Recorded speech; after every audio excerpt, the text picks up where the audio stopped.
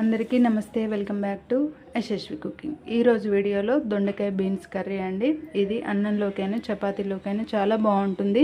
మనం ఎప్పుడైనా బీన్స్ అలాగే దొండకాయ అనేది విడివిడిగా ప్రిపేర్ చేసుకొని తింటాం కదా, అలా కాకుండా ఒకసారి బీన్స్ మరియు ఈ దొండకాయ అనేది కలిపి ట్రై చేయండి. టేస్ట్ మాత్రం అద్భుతంగా ఉంటుంది. అన్నంలోకి చపాతీలోకి రెండింటికి బాగుంటుంది. వీడియో స్కిప్ చేయకుండా ఫుల్ వీడియో చూడండి.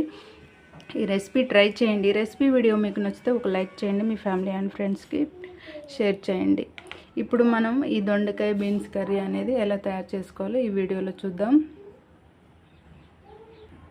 ఒక్కసారి మీరు ట్రై చేశారంటే పదే పదే మళ్ళీ మీరు ఈ రెసిపీ అనేది మళ్ళీ ప్రిపేర్ చేసుకొని అన్నంలోకి చపాతీలోకి ఇష్టంగా తింటారు. ట్రై చేయండి. రెసిపీ అనేది ఎప్పుడెప్పుడు చూద్దామని వెయిట్ చేస్తున్నారా? అయితే ఇప్పుడు ప్రాసెస్లోకి వెళ్దాం. బీన్స్ దొండకాయ కూర కోసం నేను 1/2 కిలో బీన్స్ తీసుకున్నాను. అలాగే 10 నుంచి 12 వరకు దొండకాయ తీసుకోవాలి. 2 medium size tomato, 1 medium size onion, ఒక 8 వరకు పచ్చిమిర్చి, 6 లేదా కారానికి తగ్గట్టు 6 లేదా 8 వరకు పచ్చిమిర్చి తీసుకోండి. వీటిని నేను ఆల్రెడీ శుభ్రంగా వాటర్లో క్లీన్ చేసుకొని ఈ చివర్లు వేస్టేజ్ అనేది కట్ చేసుకొని ప్లేట్లోకి వేసుకొని పెట్టుకున్నాను. మీరు కూడా ఇదే విధంగా వాటర్లో క్లీన్ చేసుకొని వేస్టేజ్ని కట్ చేసుకొని ప్లేట్లోకి వేసుకొని పక్కన పెట్టుకోండి. ఇప్పుడు వీటిని మనం చిన్న ముక్కలుగా కట్ చేసుకోవాలి. టమాటా మరియు ఆనియన్, దొండకాయ, పచ్చిమిర్చి, బీన్స్ని మనం చిన్న ముక్కలుగా కట్ చేసుకొని ప్లేట్లోకి వేసుకుందాం. వెజిటేబుల్స్ కట్ చేసుకున్నాక చూపిస్తున్నాను. దొండకాయ చూడండి, దొండకాయ, టమాటా, బీన్స్, ఆనియన్, పచ్చిమిర్చి ఈ విధంగా సన్నగా పొడవుగా కట్ చేసుకొని ప్లేట్లోకి వేసుకొని పెట్టుకోండి. ఎప్పుడు రొటీన్గా దొండకాయ కూర, బీన్స్ కర్రీ ఇలా కాకుండా ఇలా ఒకసారి దొండకాయ బీన్స్ 2 కలిపి ఒకసారి ట్రై చేయండి రెసిపీ. ఈ రెసిపీ మీకు నచ్చితే ఒక లైక్ చేయండి ఫ్రెండ్స్. వెజిటేబుల్స్ అన్నీ కట్ చేసి ప్లేట్లోకి వేసుకున్నాం కదా, ఇప్పుడు తయారీ విధానం చూద్దాం. తర్వాత స్టవ్ ఆన్ చేసి మంట మీడియంలో ఉంచుకొని గిన్నె పెట్టుకోవాలి. గిన్నె పెట్టుకున్న తర్వాత మనం ఇందులో 2 నుంచి 3 టేబుల్ స్పూన్ల ఆయిల్ వేసుకొని వేడి చేసుకోండి. అదే మంట మీడియంలో ఉంచుకొని వేడి చేసుకోవాలి. ఆయిల్ వేడయ్యాక ఇందులో కొంచెం మినపప్పు వేసుకోండి.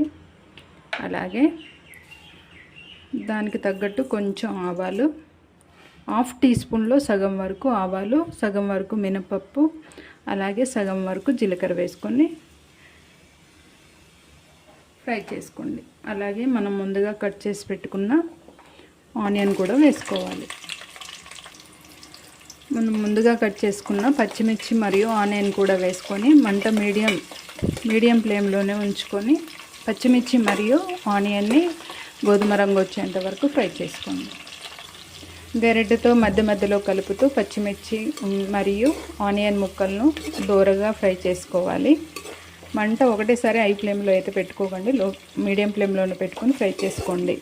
మనం ఎప్పుడు రొటీన్గా దొండకాయ కూర లేదా బీన్స్ కర్రీ అలా చేస్తూ ఉంటాం కదా, అలా కాకుండా దొండకాయను బీన్స్ కలిపి వండుకుంటే రుచి మాత్రం చాలా బాగుంటుంది. ఒకసారి ట్రై చేయండి. మీకు నచ్చితే ఒక లైక్ చేయండి, మీ ఫ్యామిలీ అండ్ ఫ్రెండ్స్కి షేర్ చేయండి.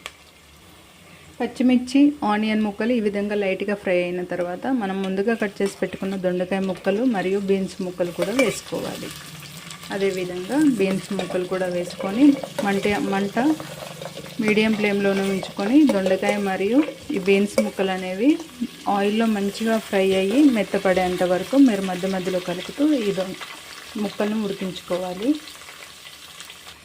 ముక్కలు వేసుకున్న తర్వాత ఆయిల్లో ఒకసారి అంతా కలిసేలా కలిపేసుకోండి. కలుపుకున్న తర్వాత మీరు మూత వేసుకొని మధ్యలో కలుపుతూ మీడియం ఫ్లేమ్లో ముక్కలు మంచిగా గోల్డ్ అండ్ బ్రౌన్ కలర్ వచ్చేంత వరకు ముక్కలు బాగా ఉడికించుకోవాలి. అలా ఉడికించుకుంటే మనకు కర్రీ అనేది చాలా టేస్ట్ ఉంటుంది. ఇది అన్నంలోకైనా చపాతీలోకైనా తినొచ్చు, మీ ఇష్టం, మీ చాయిస్. దేంట్లోకైనా అదిరిపోతుంది. అలాగే బీన్స్ అనేది మనకి హెల్త్కి కూడా చాలా మంచిది.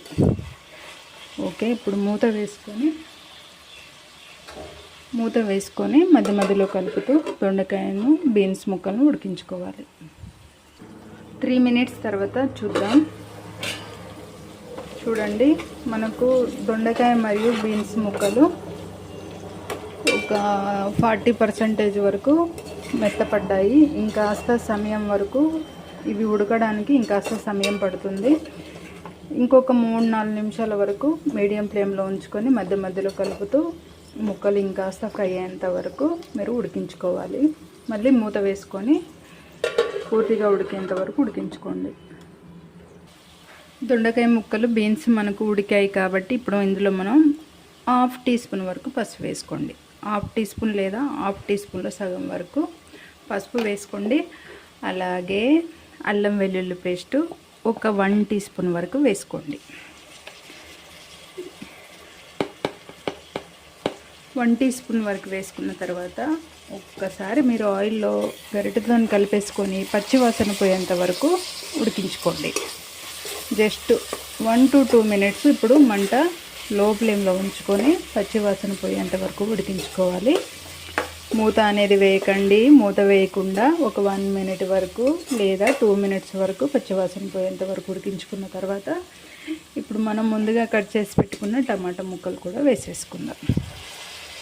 టమాటా ముక్కలు కూడా వేసేసుకొని ఒకసారి అంతా కలిసేలా ఆయిల్లో కలిపేసుకొని మళ్ళీ ఇప్పుడు మంట మీడియం ఫ్లేమ్లో ఉంచుకొని ఈ టమాటా ముక్కలు మెత్తపడేంత వరకు ఉడికించుకోవాలి. ఇప్పుడు మనం మూత వేసుకొని మీడియం ఫ్లేమ్లో మధ్య మధ్యలో కలుపుతూ టమాటా ముక్కలు మెత్తపడేంత వరకు ఉడికించుకోండి. టమాటా ముక్కలు వేసుకున్న తర్వాత ఒకసారి మనం మధ్యలో కలుపుకుందాము. అడుగనేది మాడకుండా ఒకసారి మధ్యలో కలిపేసుకుంటే టమాటా ముక్కలు మనకి ఇంకాస్త ఒక 2% వరకు మెత్తగా ఉడకాలి. దానికోసం మీరు మంట మీడియం ఫ్లేమ్లో ఉంచుకొని ఇంకొక 2 నిమిషాల వరకు మూత వేసుకొని టమాటా ముక్కలు కూడా ఉడికేంత వరకు ఉడికించుకోండి. 2 మినిట్స్ తర్వాత ఇప్పుడు మనం ఇందులో రుచికి తగ్గట్టు సాల్ట్ వేసుకోండి. 1/2 టీ స్పూను, కొంచెం ఎక్కువ తినేవాళ్ళు 1/2 టీ స్పూన్ కంటే కొంచెం ఎక్కువ యాడ్ చేసుకోండి. అలాగే 1 టీ స్పూన్ వరకు కారం మరీ ఎక్కువగా వేసుకోకండి. 1 టీ స్పూన్ వరకు కారం వేసుకొని ఒకసారి అంతా కలిసేలా కలిపేసుకోండి.